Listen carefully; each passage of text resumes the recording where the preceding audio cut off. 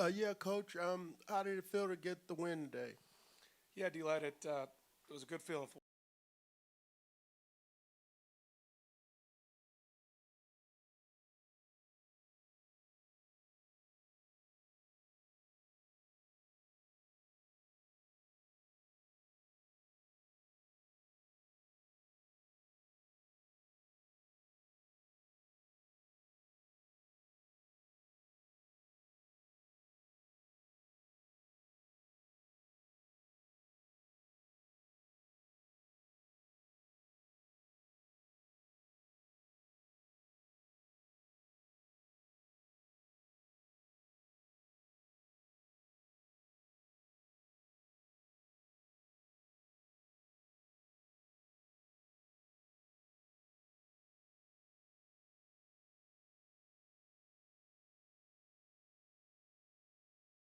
that this team is what this team is building in Atlanta.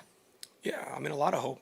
I mean, it's not just the rookies, and it is nice to see those guys that, we invested and that fit our culture. But even some of the second-year guys and the other guys, and the guys that have made year 3 to 4, there's a lot of growth, especially on the lines of scrimmage. I mean, you look at a guy like Chris Lindstrom, the jump he's made from year 3 to year 4. Really proud of those guys up front, too. Even a guy like Matt Hennessy, gets in a position battle, handles it about as well as anybody could have, him and Drew. And had an opportunity in the Charger game, gets hurt, circumstances, comes back, rehabs, and goes in there and plays left guard. And, it's guys like that makes it really fun to coach this football team.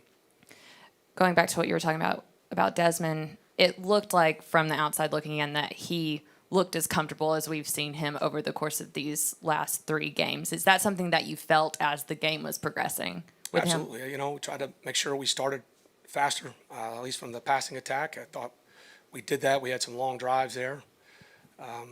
Tried to stay aggressive.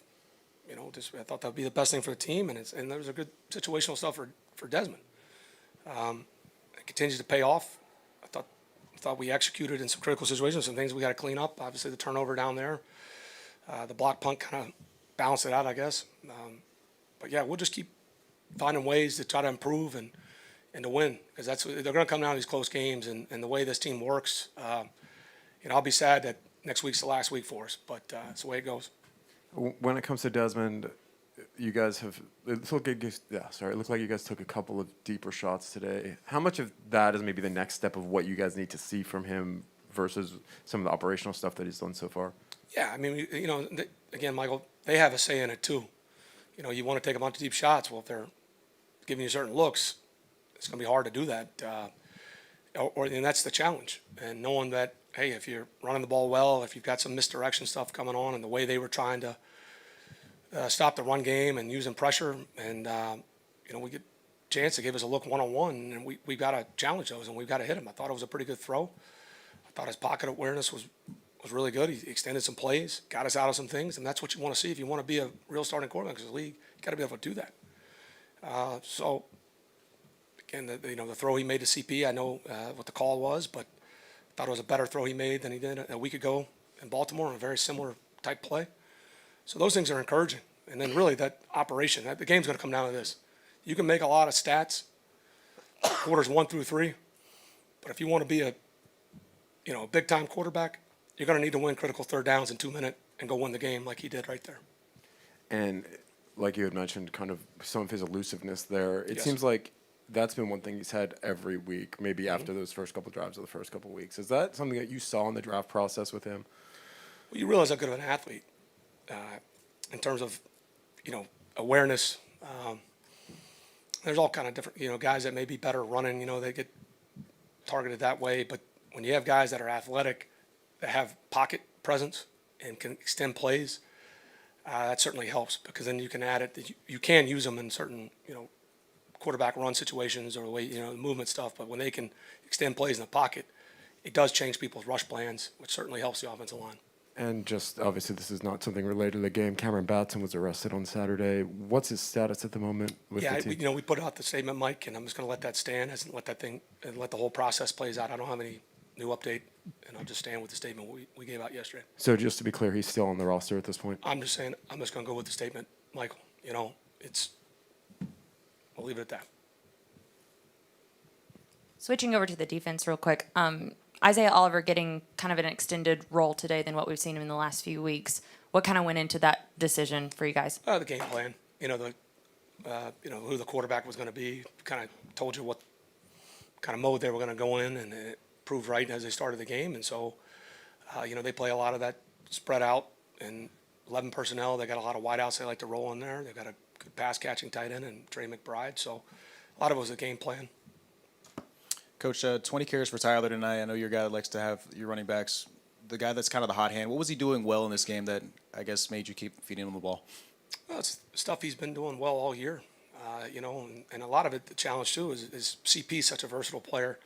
You can use them together, and there's a lot of plays we use CP as a wideout. I mean, you saw the one down in the red zone. There was some other plays that we did so it's nice when you can mix and match, and even Avery, roll Avery, you get two backs there because Avery can carry the football too. So it's fun to have versatile guys like that. But Tyler continues.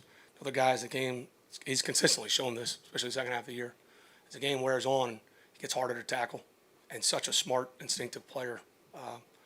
Another guy that really excited about here. Anything else? All right, Thank thanks. you.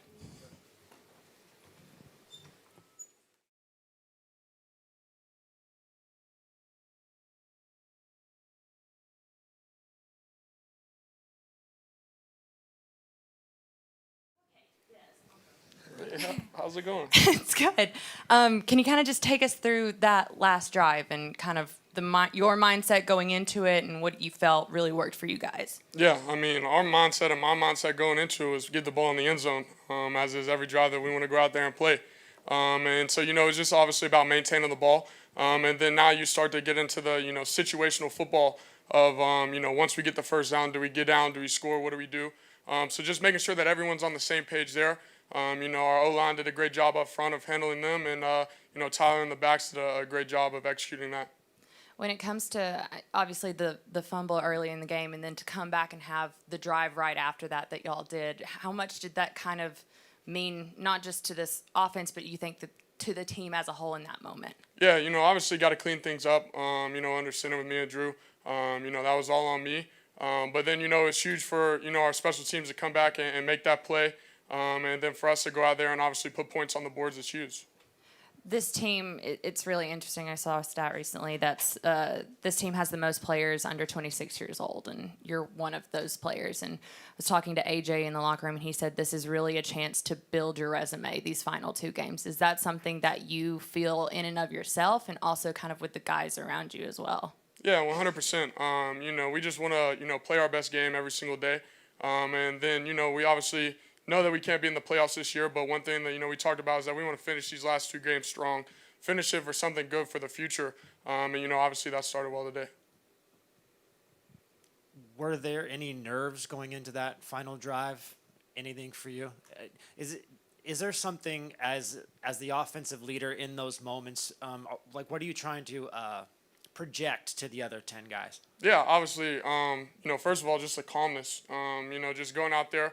Not necessarily saying you've been in those moments before, but to just go out there, see that you're calm, composed, and, can execute things. That's going to, just kind of filter off to the other guys, and, they're going to, want to execute more or execute better.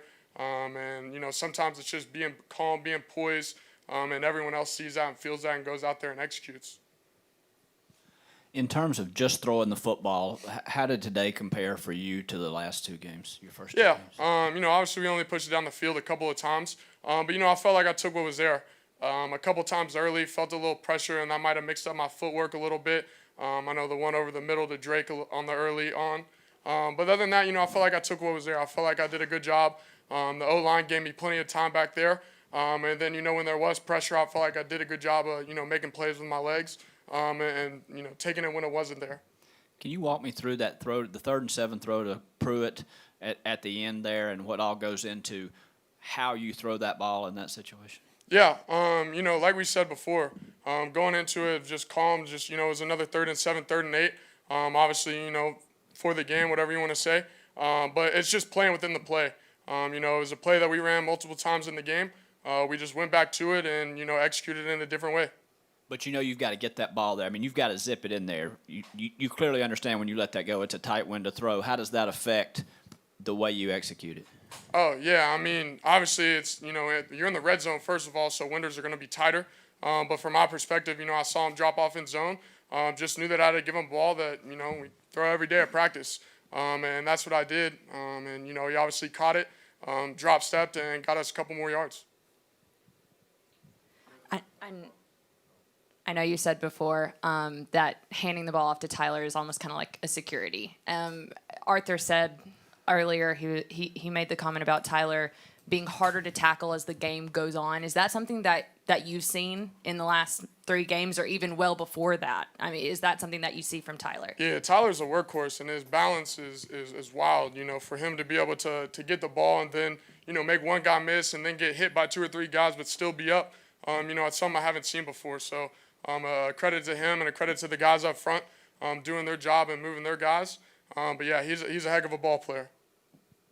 Yeah, Desmond, you may have been asked this already, but what's the next step you feel like that you need to take in your progression here? As like you feel like you've talked about different steps each week at this point. Mm-hmm. Yeah, it's just about finishing, doing whatever you can to win. And I'll go back into this next week and see what I could have done better from this past game, and then obviously keep continuing to try to get better. As far as you haven't thrown a touchdown pass yet, you haven't thrown an interception yet either.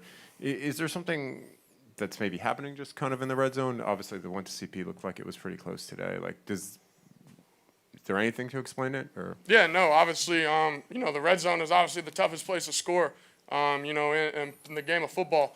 And we're doing a couple things. I could have took OZ maybe a little early on the little flight route, and he might have scored. But it's just really about executing. And so obviously when the pass plays are called, I got to execute better. Des, what happened for you all in the last 2 drives to get the field goals after the 3 punts to start the second half? One more time. You all had 3 punts to start the second half. What started working for the offense in the last 2 drives 8 and 9 that ended in field goals? Yeah, obviously, our whole goal this week and every week is to start fast. And we did that in the first quarter and coming out. And then obviously, there's a little bit of a lull. We got to get going, on both first, second, third, and fourth quarters. And, we didn't do that coming out in the second half. And that'll be something we look to improve on, every single week.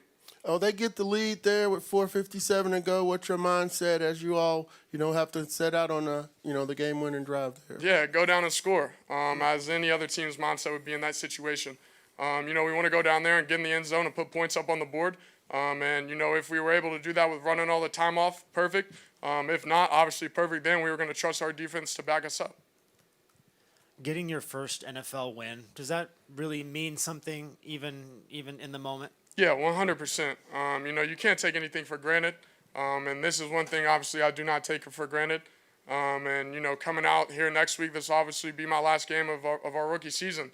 And so, we're not taking any of these games for granted, any of these plays for granted. Grady Jarrett, one of our leaders on our team, brought us up, and he said, man, we only get 2 more opportunities to do this. And, everyone kind of took that, and that's something that we roll with. Anything else? All right. Thank you. Happy holidays. Happy New Year.